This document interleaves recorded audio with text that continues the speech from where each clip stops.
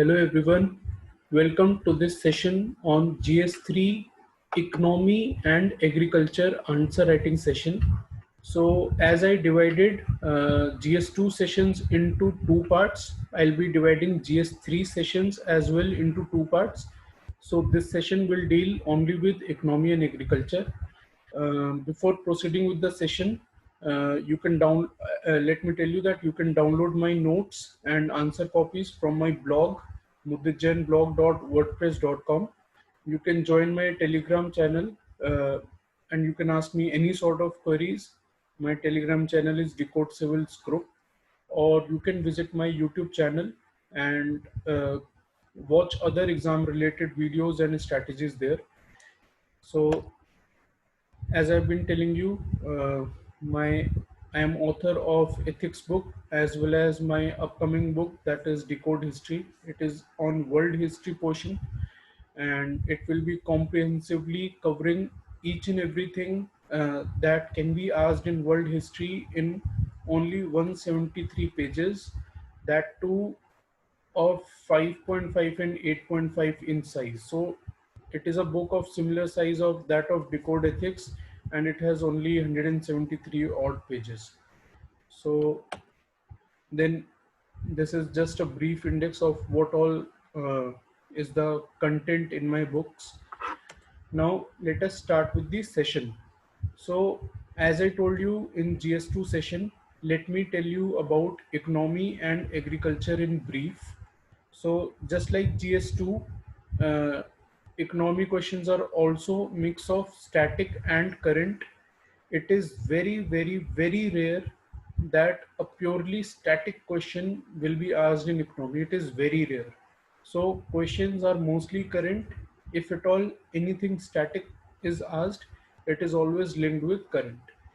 Then agriculture topic, static question can be asked. Now by static, what I mean is that in the syllabus itself, UPSC has mentioned things like irrigation, cropping pattern, PDS, subsidies. So you need to have notes on these topics, static notes on these topics, because direct question from these topics have come in previous years. And then current based questions are always there. Similarly, schemes and policies are asked just like they are asked in GS2. These are solely current based. And reports, these are not asked, but just like GS2 you and GS1, you have to mention reports in your answers to gain edge over others. Now I won't be repeating the importance of mentioning reports, because I have already told you in all the GS1 sessions, 3 sessions, in 2 sessions of GS2. So if you have not watched those videos, please watch all these series in right chronology, because I'll be skipping many repetitive things. So reports, nobody is stopping you from mentioning ARC in paper 3. So do not create a mental block for yourself that ARC is meant only and only for GS2. You can mention ARC in GS3, you can mention economic survey and budget in GS2. It depends on the question, it depends if a particular report fits into the answer or not. Court cases, just like I told you in GS2, you need them for GS3 as well. So whatever court case or committee names or name of report are in news, you have to make a list of them along with the notes that you are preparing, and you have to revise them multiple times so that you can mention them in your answer. SDGs, they are important not only in GS1, GS2, but also in GS3. Economic survey and budget, we all know. I'll tell you in detail later that how you should read or how you should go about economic survey and budget. IPCC is important for environment as well as for agriculture. Then agriculture and forest survey, these are very important to quote in answers related to agriculture, because there are no other reports as such for agriculture topic. Then defense related committees will deal in the next video session. So sources, this slide is all 99.9% similar to what was there in GS2 session. So my current sources are same. I won't repeat them. Static sources for economy static, I only referred Shriram, Spiral, printed notes. Now, I am not aware whether these are now available in market or not. I've heard that they have come out with their own book, but I don't think that is required. These notes were enough for me. Across my attempts, I read and revised these notes only. Similarly, for environment, I referred only and only Shankar, no other book, and no other reference material. And for topics, static topics that you think are not present in depth in these notes, you can always refer Google. Now, current is done, static is done. So, third part is static topics that are mixed with current. Just like in GS2, there were topics like health, education, poverty, hunger. In GS3, there are topics like inclusive growth, PDS, MSP, subsidy, food processing, etc. So just as I told you in GS2, you have to make 2-3 pages notes on each of these topics, like 2-3 page note on inclusive growth, 2-3 page note on PDS, covering these aspects: what, why, how, problem, solution, government measures, steps, etc. uh, I've already told you the importance of this in the previous session. They act as fodder material. They help you in answering current based questions that you are not aware about. Please refer the previous videos for further details. I won't repeat. Lastly, economic survey and budget. So these are very important, but then as I'll tell you in the coming slides, you don't really have to read them. Just like I mentioned for ARC, you can bluff as far as economic survey and budget is concerned. Now, issue with GS2 was that scoring in GS2 is tough. Issue in GS3 is that scores are up and down. So in 1 year I scored 105, next year I scored 80 odd, but then again later I scored 140 odd. So scores are up and down, and it is with everyone out there because uh, every alternate year, I guess, there is a pattern that 1 year GS3 performs exceptionally, and then next year its scores are down. So this is one issue. It is not in your hands, and you should not really worry about it. But then a major issue, just like it was in GS2, some of the questions in GS3 will be asked from previous year current affairs. So 12 months of current affairs is not enough. You have to read, you have to make notes, and you have to revise 15 to 18 months of current affairs. So that is a major challenge because it creates a very thick bundle of notes. Apart from this, questions are asked from same year and static topics. So GS3 in itself is much more broad than GS2 because it has topics like economy, then agri, then science, security, environment, etc. So it is a very broad paper. Uh, you have to be very strategic when you deal with GS3. Now the keys to success in GS3 as they were for GS2: read current, read static, make notes, revise them multiple times. Shortcuts won't help, newspaper is must. I have already told these points in the previous video. And one relaxation is that scoring in GS3 is far easier than it is in GS2. So you need not worry about scores of GS3 as such. Now coming to the answer writing strategy, this remains the same, that you have to read the question, you have to break it in parts, then you will address each part. Uh, you can mark the subparts, like underline the subparts in the question paper itself. Address the statement I told you in GS2 as well. So if there are 5 lines and line 1 to 2 is a statement, and then a question is asked here which is not directly related to the statement, still you have to address this statement. So we'll be dealing it again in the coming slides. Introduction of GS3. Now This is common that you will identify the keywords and you will define them. This is common that you will write the news background related to a question that is from current affairs. Reports, I've already told you before, you have to write. But then facts. So I have told you about facts as well, but then it is very, very, very important in GS3 paper. Any GS3 answer that does not have facts is incomplete. So just like I told you in geography that any answer of geography without example is incomplete, any answer of ethics without example is incomplete, any answer of GS3 without facts is incomplete. So now you will ask me that how to make a list of those facts. Is there any particular site? Is there any ready-made material? Uh, so the answer is no. Uh, Facts you can easily make from current affairs itself, from newspaper itself, or from your other current affairs material. Only thing that you have to do is be regular with your study material. Like if I read the Hindu newspaper, then you have to be regular, you have to read it daily, make notes, and in your notes just highlight these facts, just mention these facts and highlight them, so that whenever you are revising your notes, uh, you focus on these facts, because as I've already told, any answer without facts in GS3 is incomplete. So if there are multiple subparts, you will make headings for each. This is common to what we have been doing till now. We'll write in points. I've already told you the reason of why to prefer points over para. Paper specific keywords. Uh, this I have already told you in one of the previous slides.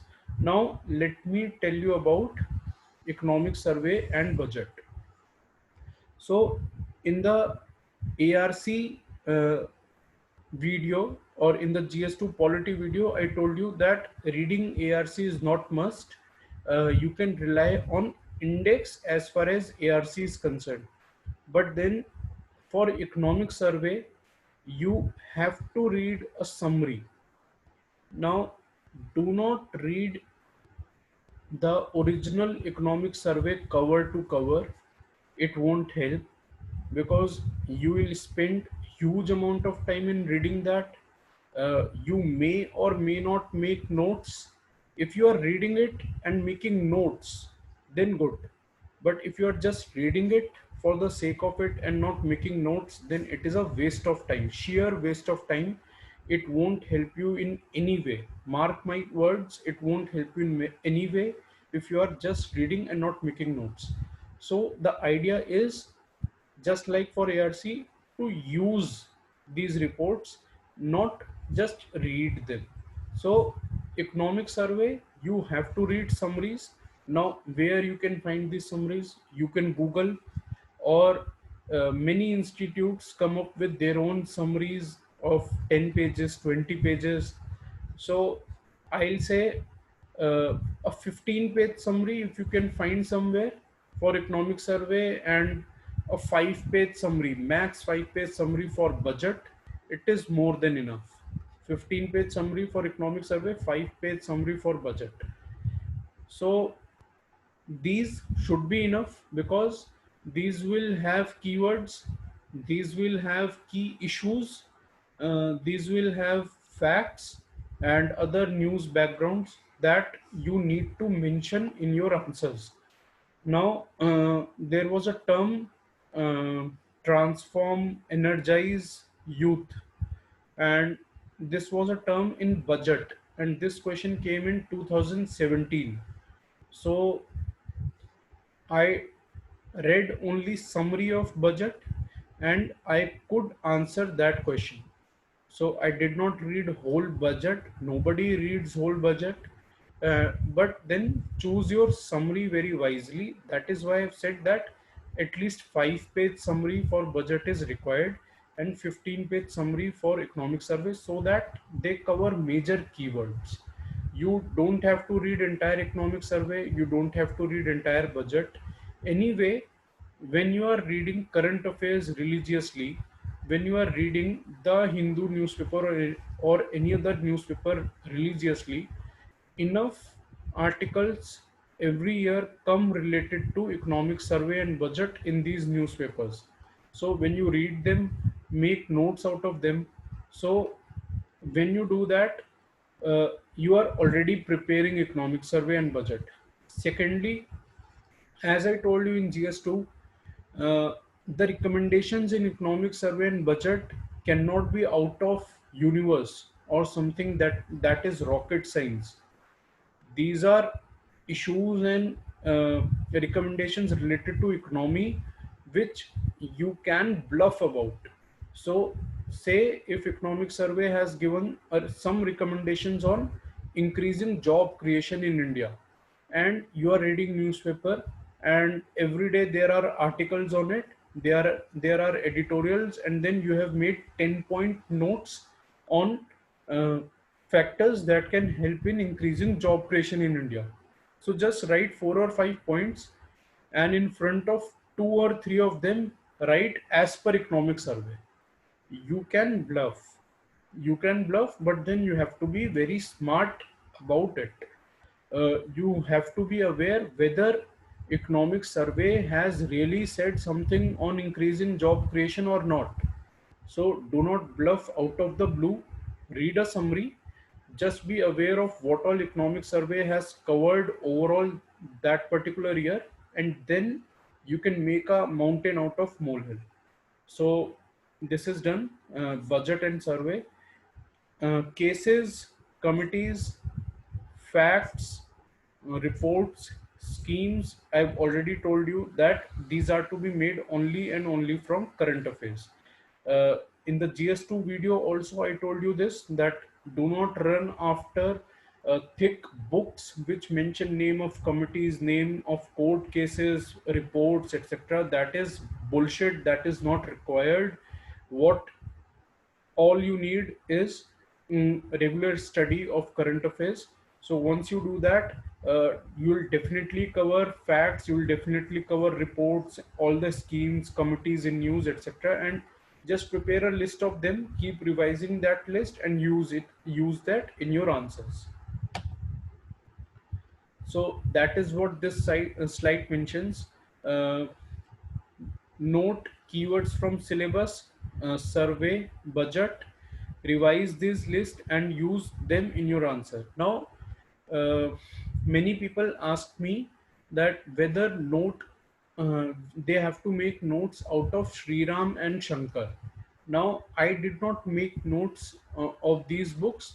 The reason is that purely static questions are not asked in mains from economy and environment.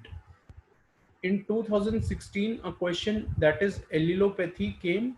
Uh, it is perhaps the only static question that have been asked till now in environment. Otherwise, EIA has been asked in one particular year, but that is very often in news. So I won't consider that as a hardcore static question. Anyway, it is mentioned as a topic in syllabus. So that was expected, but then this question was a bouncer. But to answer one bouncer, you cannot read 300, 400 pages and then make notes out of it. So read Shankar. I'm not saying do not that you skip it, read, but then make notes only of keywords. Like there are keywords like ecotoxicology, ocean coloring, uh, XYZ. So make a note of that. That will be helpful not only in environment but also in agriculture answers. Similarly, for economy, make list of keywords from Shriram, like Laffer curve, Philip curve, etc., elasticity, etc., which you can easily use in your answers. Now, what this does is that this shows technical side of your answers. So this will definitely catch examiner's eye, and this will definitely get you +1 mark. So use keywords judiciously and smartly. Diagram, I have been telling you across the sessions that diagram will definitely get you +1 mark. The most common diagram that you can draw in GS2 and GS3 is hub and spoke diagram. I've already told you enough about it. You can draw flowcharts, uh, tables, because as I told you in GS1 geography, wherever you find facts, like if you remember, we discussed a question on migration and then I had drawn a table mentioning facts of migration pattern. Similarly, say if in particular year there is a question on GDP, now it is all about facts, so you can draw a table like year and then GDP. So this gives visual representation to your answer. This breaks monotony. This gives something extra to the examiner, and it all gives you +1 extra mark. So tables you can draw, hub and spoke, flowchart, maps. It is tough, but then in agriculture question, because it is linked with geography, you can very easily draw maps. For example, if a question comes on cropping pattern, you can easily show various crops or cropping patterns, seasonal patterns of India. If a question comes on irrigation, you can show that north region has well developed irrigation uh, sources, but particular regions of Deccan Plateau, they lack that developed sources. So you can very innovatively use maps in agriculture topic. As far as graphs is concerned, now this is a very upcoming sort of diagram in GS3. This wasn't common till 2017, but I have been in touch with aspirants. I have been in touch with my friends who attempted even after 2017, and they have told me that now even the coaching centers and even mentors are stressing on use of graphs. So like you got a question on GDP and you drew a table, what you can do is you can draw a graph. So again, one more added visual representation for visual presentation for the examiner, and it will surely add to your weapons of diagram making. So as I've already told you in all my sessions, 1 or 2 line summary or way forward approach in questions that deal with issues and challenges. So if solutions are not asked, you can from your own end give solutions, and that act as a way forward approach. Now, if you don't do this, you stand to lose 1 or 2 marks. So conclusion is very important, as I've told you in all my videos till now. Now let us discuss 3 or 4 questions from economy and agriculture. This is one static plus current based question on agriculture. Animal rearing is a part of syllabus. Uh, you can cross check. I think it is mentioned in syllabus as such. Now, question is, animal rearing is a key livelihood and risk mitigation strategy for tribals and marginal farmers, particularly across rain-fed regions of India. Substantiate. Also discuss some strategies to realize the potential of this sector.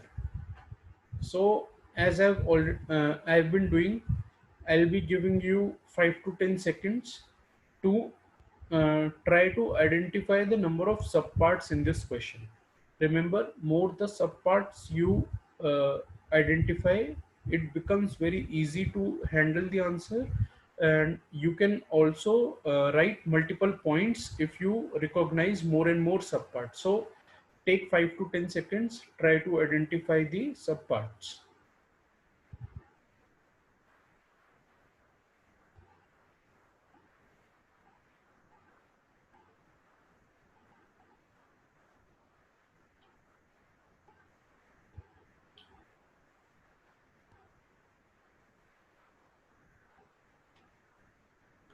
So overall, very easily you can see 2 parts that have been already given.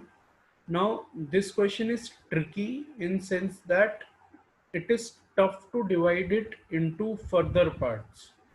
If you say that you will divide livelihood and mitigation, risk mitigation into different parts, then it might lead to repetition of points.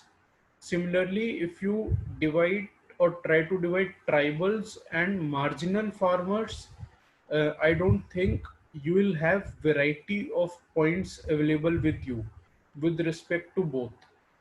So it might lead to repetition. So in this question, it is better to stick to two parts only. Now, this is a very good learning for you, that while I always stress uh, you to divide the question into more and more subparts, there will be questions in which you have to be careful with this strategy, because do not unnecessarily divide into parts which may lead to same or similar points. There is no use of repeating points, you won't get marks. So there is no use of dividing it into subparts.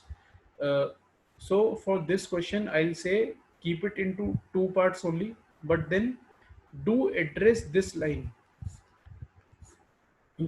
Question could have been this only: what is the purpose of adding this line?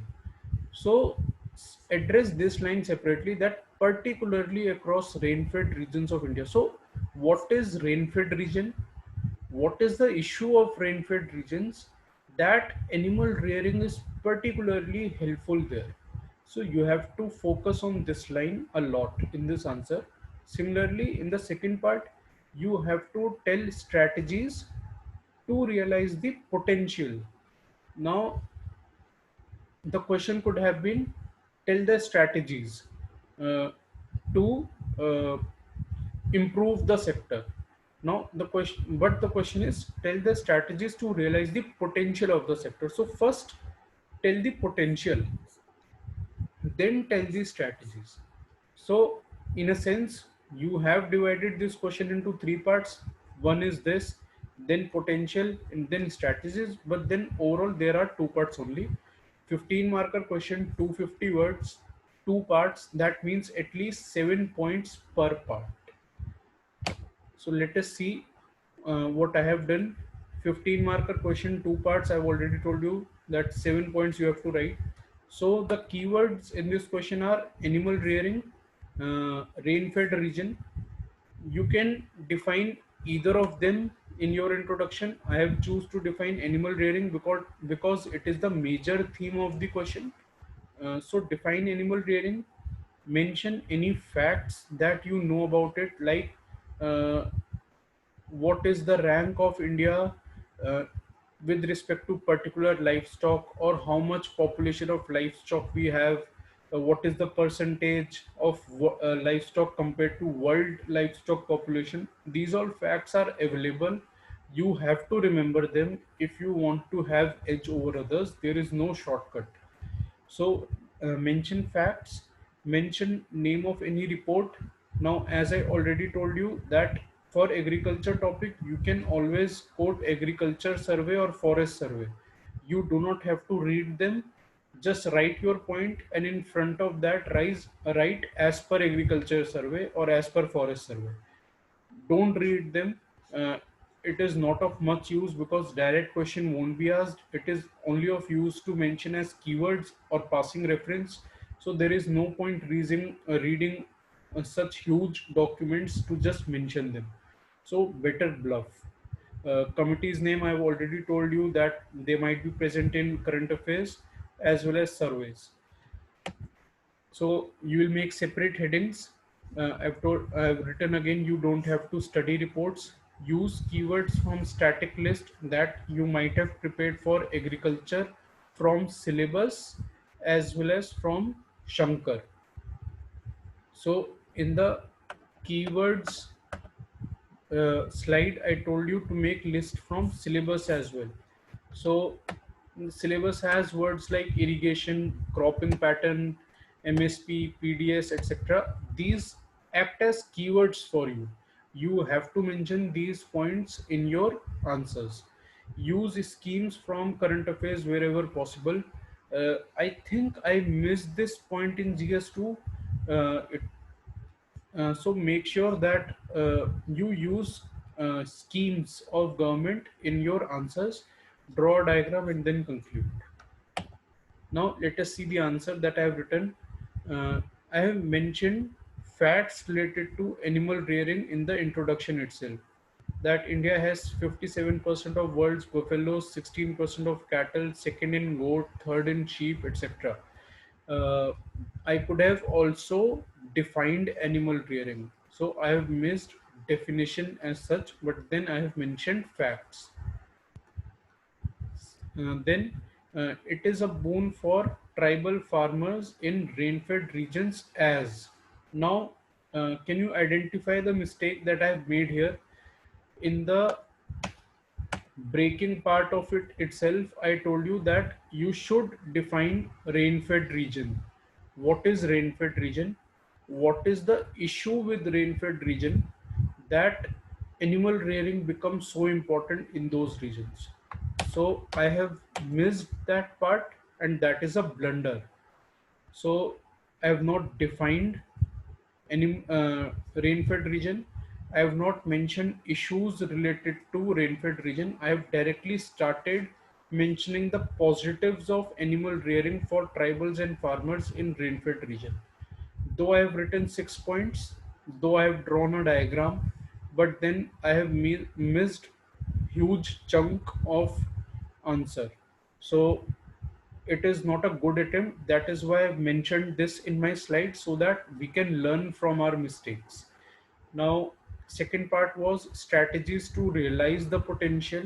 Again, I have forgot to mention the potential first.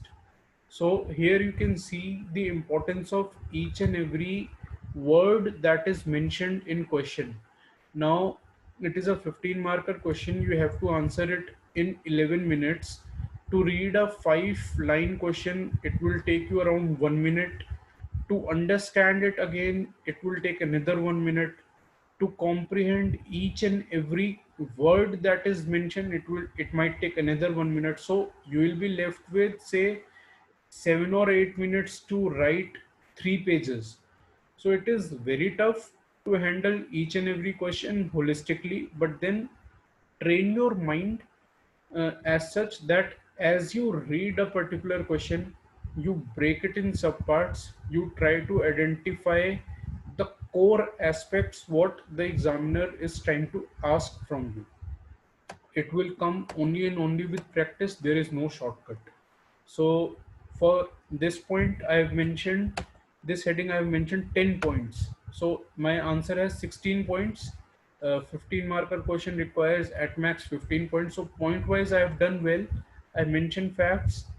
I have made separate headings, I have made diagram, but then I missed what I have already told you. See how here I have made use of scheme, like Arya scheme was quite a lot in news. I've made use of keywords like low holding capacity, uh, farm diversification. I've again mentioned facts related to land. Uh, I have made use of syllabus as well in this answer, like technology upgradation for ICT. So I have made use of syllabus itself while answering. So learn from these techniques. Uh, See how here I have made use of another body, that is Oxfam.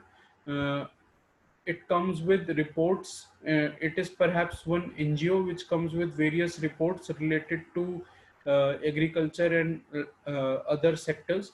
So make use of such bodies and reports in your answers. And lastly, I have concluded. So overall, this is a good answer, but then you have to very carefully learn the art of how to break the question into subparts and then address each and every keyword like potential, rain-fed region, etc. Now let us come to second question. The idea of green revolution.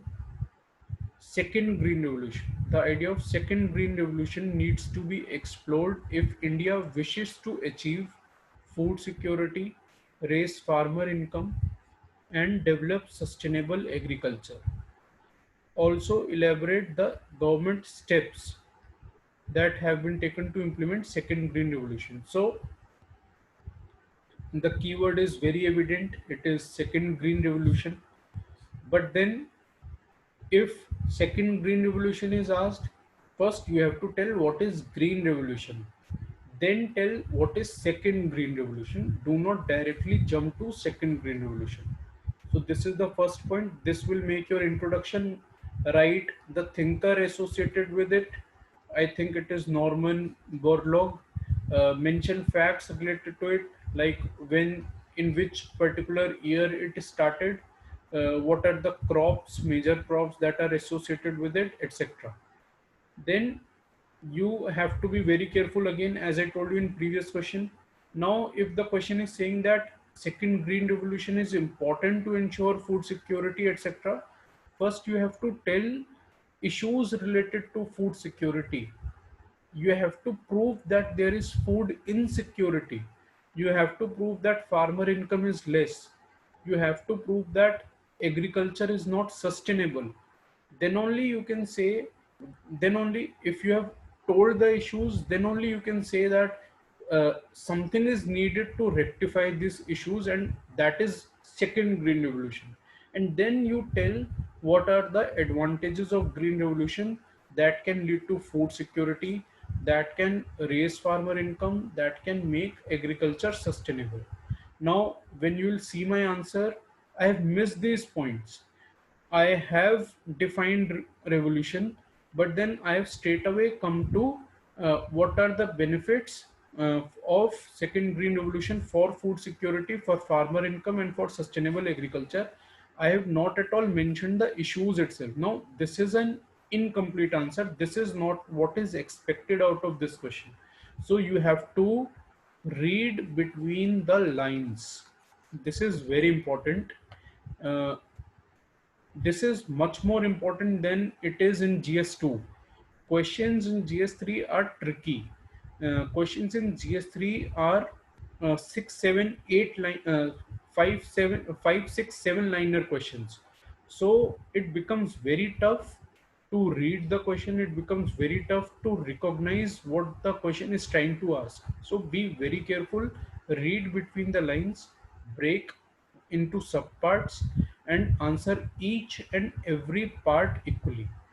So after you have done this, then you will come to the steps that have been taken to implement green revolution. So I mentioned four parts: food security, farmer income, sustainable agriculture, and steps. But then before that, you have to prove, say in uh, 2 points each, that there is food insecurity, 2 points that income is less, 2 points that uh, agriculture is not sustainable. Then you have to tell positives of, then write a line that there are many positives of second green revolution which can rectify all these issues as under. So make a separate heading: food security by second green revolution. Write points. Then make a heading: food security, then income security by second green revolution, and so on. So, in the intro, define green revolution, define second green revolution, write facts, reports, etc. Mention news background, if any, of late. Let us see the answer that I have written. So I have defined second green revolution. I have also mentioned about green revolution. I have mentioned the year. So intro is fine in this particular question, but then I have missed that all important fact, as I have already told you. So I have not mentioned the issues, and I have not mentioned, I've only written heading as food security. Now, this heading does not make any sense. Farmer income or sustainable agriculture. So, this is another mistake. Be careful with respect to what headings you are writing in GS3. Here, I have already told you heading must be second green revolution for uh, farmer income, or farmer income by second green revolution. So write proper headings and then write your points. I have made use of keywords as always, like organic farming. I have made use of report by this particular body, ISOPOM. uh, I have used scheme like soil health card scheme. Again, I am using keywords from syllabus like agroforestry, MSP. Forward and backward linkage is a keyword mentioned in syllabus. Supply chain management, uh, food processing is a term of syllabus. Animal rearing is a term of syllabus. So all I'm doing is making points from syllabus itself. This is a very important learning from GS3. uh, you can try previous year questions. Just remember the syllabus, read and remember, learn the syllabus. I am sure when you see those previous year question papers, particularly of agriculture topic, you will be able to answer at least 7 out of 10 questions of agriculture from the syllabus itself. You can make points from syllabus itself. So questions are so direct so often. So syllabus is also very important. Similarly, I've used another report of NAPCC. The key is to just keep mentioning these reports as passing references to gain eye of examiner, to gain his or her attention. Now, the second part of question was regarding government steps. I have mentioned 12 steps. Now, can you identify the mistake that I have made? I have told you a similar mistake in one of my previous sessions. So let's see if you were attentive back then or if you have attended the previous sessions at all.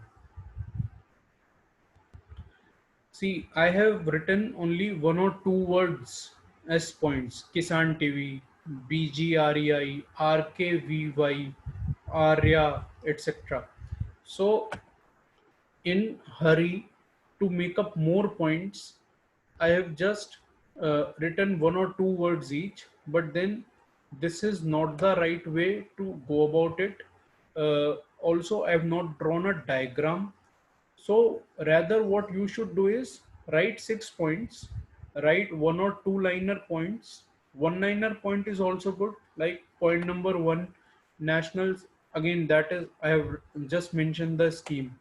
Uh, I basically mentioned only schemes in this answer. So this is not the way you should attempt. Write a one or two liner point, and then you can draw hub and spoke diagram. So here you can write Kisan TV, RKVY. Here points in one word will work. Just write other solutions in center and then write the solutions. So it is again a learning for you guys that do not just make points, ensure that those points are making some sense. One or two lines are required. uh, then you can draw a diagram. And lastly, I have concluded. So overall, it was a good attempt, but then I made certain mistakes. Let us see third question. It is a question of economy. Again, it is a mix of current as well as static. Static portion is infrastructure topic mentioned in syllabus. Despite being an efficient and cheap means of transport, railways has consistently lost its share of freight to road transport. Enumerate the reasons for same. Now, this is a type of question that I've told you that there will be a statement, and then there will be a question uh, that will not be directly related to statement. So this is a 3.5 line statement. You cannot skip it. If 3.5 lines are mentioned, you have to deal with them. So firstly, in this question, you have to prove that railways is efficient and cheap means of transport. This will become your first subpart of this question. Secondly, you have to prove that it is consistently losing share of freight to road transport. So this becomes your second point. In this point and this point, you have to mention facts. You cannot prove that it is efficient and cheap without mentioning facts. You cannot prove that it is losing share without mentioning facts. You have to mention name of reports, like Debroy committee or whatever committees that are in news related to railways and road transport. You have to mention economic survey, you have to mention budget. So all these things must come in the intro itself. Once you have dealt with these 2 points, then you have to reason for the loss of share. So this will become your third part. And then how far can high speed freight corridor help in addressing the issue? So in this, high speed freight corridor becomes your keyword. You will again have to define this. You will have to first write facts related to it, and then you will address how far how far it will address the issue. So you can divide it into subparts. Fourth point will become positives of high speed corridor. Fifth point will tell you, you will tell some negatives, that high speed corridor is not all that you need, there are other things as well. And then that other things will become your way forward approach or conclusion. So again, see how creatively I have broken this question into so many subparts. There are 5 or 6 parts. It is a 15 marker question. uh, in the first question that we discussed in this session, we had only 2 parts, so we had to write 7 points for each part. Now if you have divided into 5 subparts, you have to write only 3 points per part. So it is much more easy when you divide the question into more and more subparts. Now, I identified only 4 parts when I was making this PPT, but then here in front of you live, I have identified 5 subparts. So be very careful. Even after so much of experience, I have made mistakes. So it is very obvious that you can make mistakes, but then the key is to learn from your mistakes and get better with every answer that you write. Intro, again, as I've been mentioning, mention the news background, mention the facts, data, etc. related to railways, transport sector as such. uh, Make headings, discuss the statement, discuss the reasons, and then how far, and then the solution. Use keywords from budget, survey, current affairs, static portions of infrastructure topic. I've already told you this. Committees, I've told Debroy committee, etc., their reports, etc. This will definitely help you in gaining edge over others. Let us see what answer I wrote. So I discussed the keyword freight transport. I've defined it. Then I have told railways has benefits. So this was the first part. You had to tell railways benefits. uh, I have missed one part, that is, I have not told that its share is decreasing. I have missed this part. So here again, I have identified one mistake of mine. I have just written this line, still it is losing share to roads. You have to mention some or other facts, you have to mention some or other report to prove this point. And after that, I've just mentioned the reasons. I have not made a heading. So this is another mistake. You should make heading like reasons of losing share. But then my points are really good. I have made use of keyword like cross subsidization of fares. I have made use of all the knowledge that I gained from geography, like railways restricted in hilly regions of Ladakh, poor hinterland linkages. This is another keyword. Evacuation efficiency. Now, this keyword was in news that year quite a lot. I think it was mentioned in budget or railways budget something. It was in news. Uh, this was also in news. Road highways have been 6 laned. Expressways are being created. Seamless connectivity is another keyword that I have used. So again, operational cost. It is a keyword from economic survey. But then I have not mentioned the word economic survey, the word budget anywhere. So this is again a mistake. See, it is very tricky to first identify the parts, then write keywords, write points to remember in each and every answer that you have to mention keywords. Uh, a lot of it depends on your mind training more than anything else.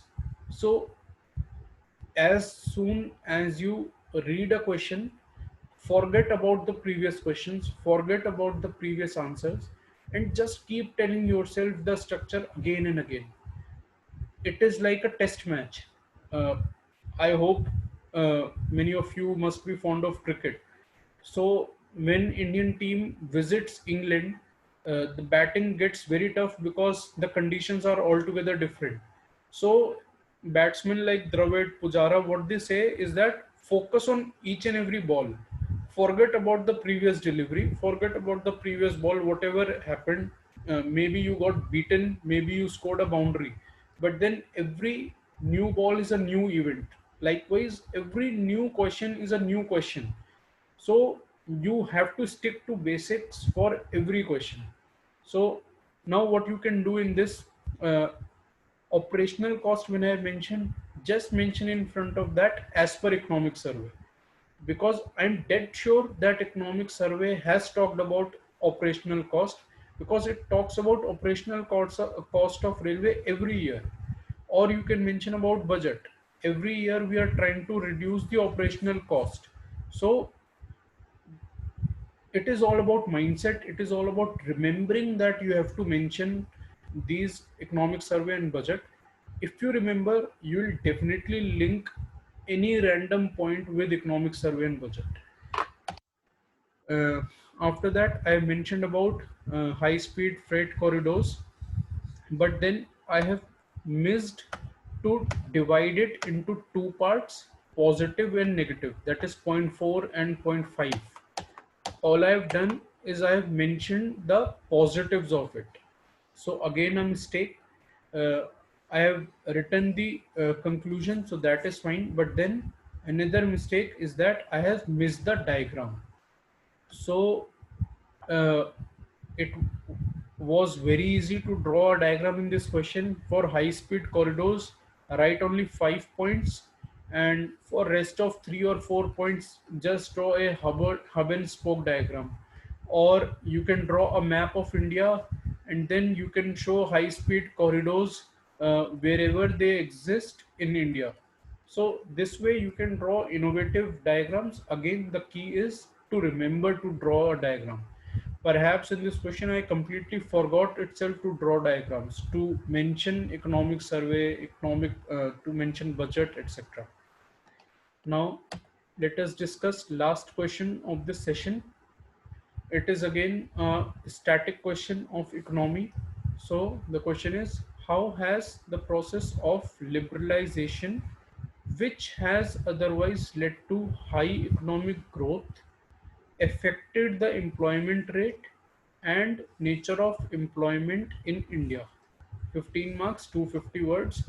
Please identify the number of subparts in this question.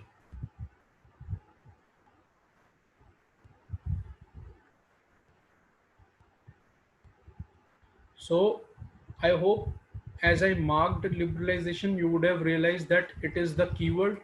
So in the intro, you will define it, you will mention facts related to it, you will mention any news background uh, related to it. Uh, then the parts are, uh, which has otherwise led to high economic growth. So liberalization has led to high economic growth according to the question. So you have to prove this point. So this becomes your first part. Then the second part is, how has liberalization affected employment rate? And third part is, how has liberalization affected nature of employment? So overall, it was much easy question than what we had discussed here, or question number one or question number two. So it is a straightforward question, three parts, 15 marks. That means 5 points for each subpart. Let us see the answer. Here I have defined liberalization. I mentioned facts related to it. Uh, I have mentioned the first part in a paragraph form. Now, this is a mistake. That is why I specially highlighted this with a red oval. I have always told you that write points and not para. Now, here this acts as a very good example for you guys that uh, you yourself decide, is this approach making more psychological impact if you are examiner, or this approach? Because I think my view is that here the examiner can clearly see that I have written 5 points. Here the examiner cannot realize how many points I have written. He will see that I have written points, I have mentioned keywords, but then he might not know the number of points I have written. Focus must be on points in GS. So it is better that I should have written this para into points form. So what should I have done? This has positive effect on high economic growth, with more global trade to India becomes first point, privatization becomes second point, economic linkages becomes third point, market and product diversification becomes 4 points. So overall I have written 4 points. I should number them. Then I have made a separate heading, effect on employment, and I have written uh, effect on employment.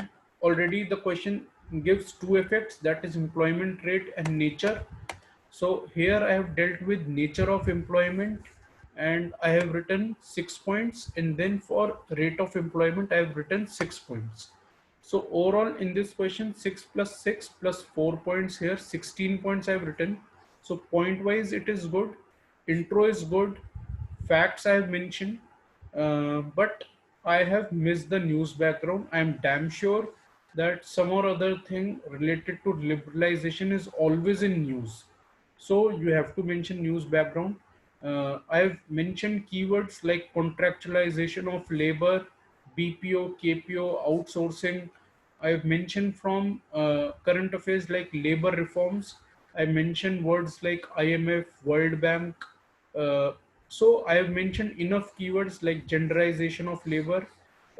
Enough keywords have been mentioned, but then again, I have missed words like economic survey, budget. These two words are really important. When you are writing a question of economics, you cannot miss these words. So I'm very sure that in this question also I would have got low marks, and the reason is missing economic survey and budget. So it is tough. I myself have not been able to mention economic survey and budget in all the four answers that we have discussed, but it is all about remembering the process while reading each and every question. So you have to keep telling yourself that you have to write these keywords. Apart from that, again, I have missed diagram. I don't know what I was doing, what was my mindset while I was attempting this particular paper, but then I have not done well in this paper, in this test series. So you have to draw a diagram. Again, it is very easy. For rate of employment, as I told, you have to mention 5 points per uh, topic, per heading. So for the remaining points, you can draw hub and spoke diagram. One more thing, like in this question, I have only 6 points. After mentioning 5 points, I have left with only one unique spoke. So you can make repetitions. Like point number one, what is point? Firstly, it increased in service sector. So you can write service sector, service sector positive. This way you can make repetitions, but then ensure if there are four spokes, at least two of them are something new, two can be repetitive. And I have also not mentioned conclusion in this question. So this is again another blunder. Uh, if you don't mention conclusion, you definitely lose at least 1 mark. So whatever be the reason, even if only 10 minutes are left and you still have two questions to answer, do not ruin your own efforts. If you have written 3 pages for a particular answer, do not skip one or two lines. So this is all from my side in this session. You can read my answer copies of GS-3 Economy and Agriculture. You can download them from my blog. Any queries related to session, anything further you want to discuss about usage of keywords, diagrams, you can ping me on my Telegram channel, that is Decode Civils Group. You can join my YouTube channel for other strategies. So stay safe, try to implement this strategy. It is tough, but then it is very much doable. Happy learning. Thank you.